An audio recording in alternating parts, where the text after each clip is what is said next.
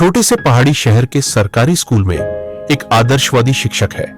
उनका नाम अविनाश शर्मा, जो स्कूल में गणित पढ़ाता है। अपने शांत स्वभाव और सच्चाई के प्रतिबद्धता के कारण वह न केवल स्कूल में बल्कि पूरे मोहल्ले में भी आदर का पात्र है। उसका जीवन बाहर से बिल्कुल व्यवस्थित लगता है। उसकी सुंदर पत्नी किरण, वो भी उसी विद्यालय में शिक्षिका है, और एक प्यारी 12 वर्ष की बेटी नैना, जो हमेशा अपने पिता की तरह ईमानदार बनने के सपने देखती है। लेकिन अविनाश के मन के एक कोने में एक पुराना दर्द सालों से चुपचाप पल रहा होता है।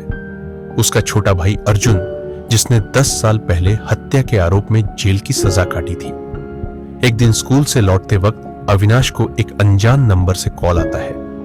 दूसरी तरफ से सिर्फ 3 शब्द कहे जाते हैं, अर्जुन लौट आया है। यह सुनते ही अविनाश के हाथ से हैंडबैग गिर जाता है।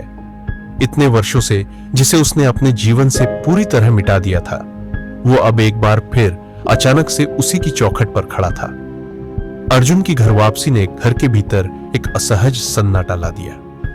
दादी सावित्री देवी, जो अर्जुन को सबसे ज्यादा दुलारती थी, उसे देखकर भीतर से कांप उठती है, पर कुछ नहीं कहती।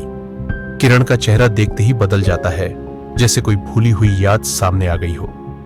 नैना, जिसने कभी अपने चाचा को देखा ही नहीं था, उसे लेकर उलझन में है। उसी रात वह अपनी खिड़की से देखती है कि आंगन में कोई परछाई चुपचाप टहल रही है। वह डर जाती है, लेकिन उसे कोई जवाब नहीं मिलता। इसके बाद घर में असामान्य घटनाएं शुरू हो जाती है।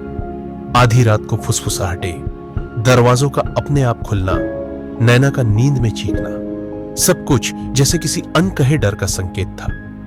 किरण एक रात अलमारी से एक पुराना संदूक निकालती है, जिसमें कई साल पुराने पत्र और एक ऑडियो टेप छुपा होता है।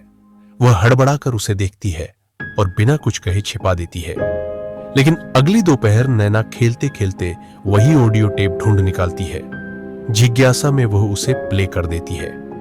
ऑडियो टेप में किसी युवती की घबराई हुई आवाज गूंजती है, मैंने कुछ नहीं किया, अर्जुन निर्दोष है, मुझे डर लग रहा है। अविनाश वो ऑडियो टेप सुनकर सन्न रह जाता है। उसका दिमाग उस रात की घटनाओं की ओर दौड़ने लगता है, जब पुलिस ने अर्जुन को गिरफ्तार किया था। वर्षों से दबाई हुई यादें वापस जन में कौंधने लगती है।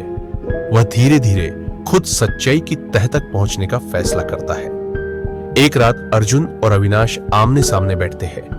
अर्जुन लंबे समय बाद पहली बार बोलता है, भैया, आपने मुझ पर कभी भरोसा क्यों नहीं किया? कुछ पल की चुप्पी के बाद अर्जुन सच्चाई बयान करता है। किरण की छोटी बहन सीमा एक मानसिक अवसाद से जूझ रही थी।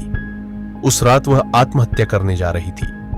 अर्जुन ने उसे बचाने की कोशिश की, लेकिन संघर्ष में एक व्यक्ति की जान चली गई।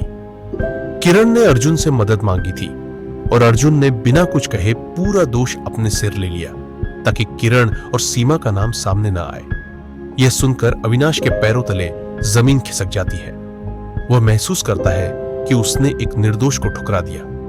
दादी, जो अब तक चुप थी, सामने आती है और कहती है, मैं जानती थी बेटा, लेकिन सच कभी कभी घर को तोड़ देता है। अब सवाल था, क्या अविनाश अर्जुन को माफ कर सकेगा? क्या किरण का झूठ माफ करने योग्य है? क्या इस परिवार की नींव फिर से मजबूत हो पाएगी?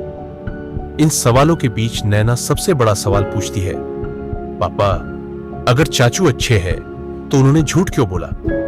अर्जुन झुककर कहता है, बिटिया, कुछ झूठ ऐसे होते हैं जो किसी अपने को बचाने के लिए बोले जाते हैं, लेकिन सच वो कभी मर नहीं सकता। अंततः अविनाश भावुक होकर अर्जुन से माफी मांगता है। वह पुलिस को सच्चाई बताने की बात करता है, लेकिन अर्जुन उसे रोक देता है। अब देर हो चुकी है भैया, जो बीत गया वो लौट कर नहीं आता, लेकिन आप टूटे नहीं, ये मेरे लिए काफी है। किरण भी अपराध बोध में टूट चुकी होती है। वह अविनाश से कहती है, तुमसे जो छिपाया वो सिर्फ डर के कारण था। अब मेरी सजा यही है कि मैं उम्र भर तुम्हारा विश्वास वापस कमाऊं। अविनाश अपने परिवार को बांधकर एक नई शुरुआत करता है। नैना अब अर्जुन के साथ खुलकर हंसती है और घर में फिर से जीवन लौटता है।